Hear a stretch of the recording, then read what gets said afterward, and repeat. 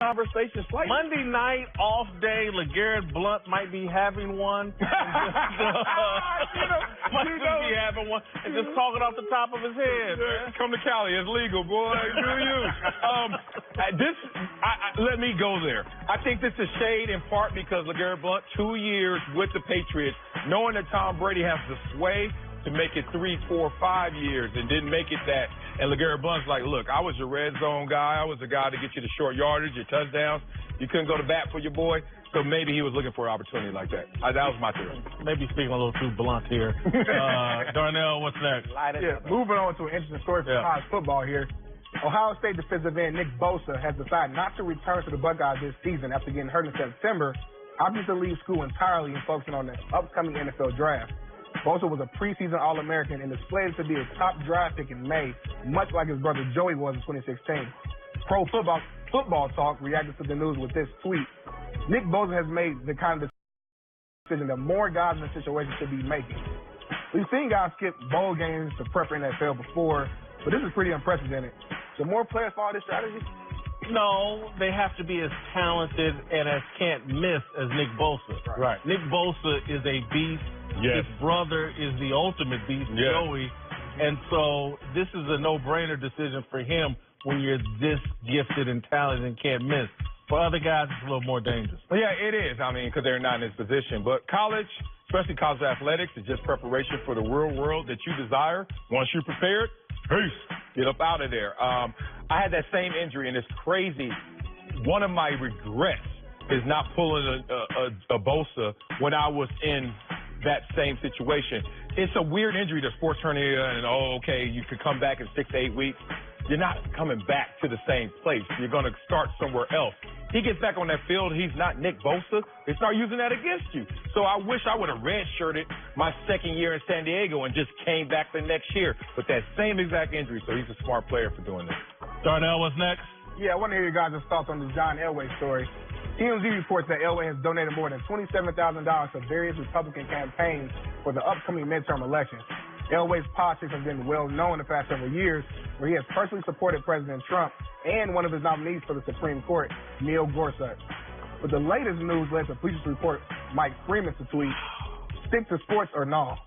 Shut up and dribble or no?" It's confusing sometimes. So here's our question.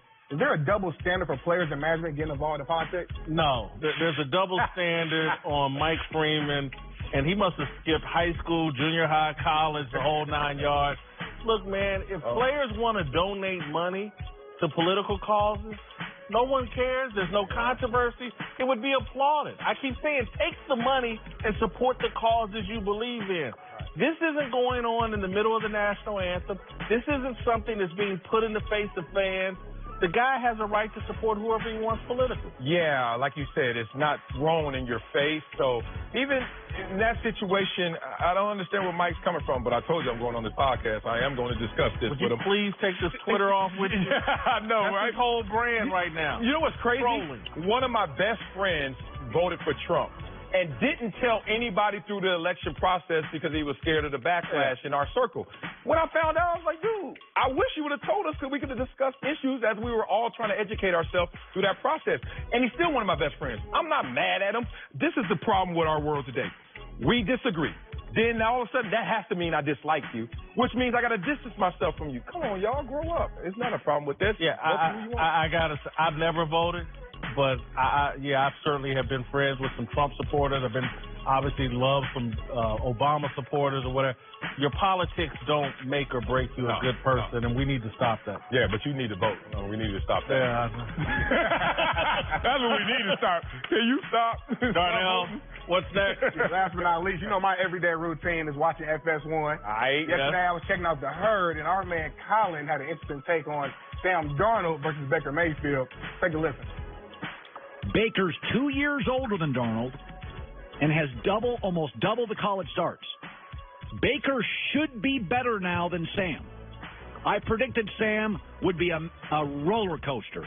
Right now, completion percentage, touchdown interception, yards per attempt, passer rating wins. Darnold's working with less, a defensive coach, and frankly, he looks better. Does Kyle have a point here? Maybe. He's in love with Sam Darnold. Yeah. And the farther Colin gets away from me, the less I'm there to reel him in. He goes off on one of these tangents. I'm going to have a talk with Colin. He's so in love with Darnold. It's too early to decide Darnold or Baker. Yeah, I'm with him. I prefer Darnold to Baker, but that said, the age experience conversation, look, collegiate experience can only take you so far, and your birth certificate takes you nowhere. So I'm not going to go in and say, you 2 years older than me, you're supposed to be better. That's not how it works in the pro game. I think Sam Darnold just gets it. And I thought coming into the draft, he was one of those prospects that was going to hit the ground running because he gets it. He has that moxie. So respect to him, but not because of age and all that. Great job, Darnell. Wiener Schnitzel. We'll see you tomorrow. All right, coming up. Richard Sherman had a rough end to his night against Aaron Rodgers. We'll give you our latest approval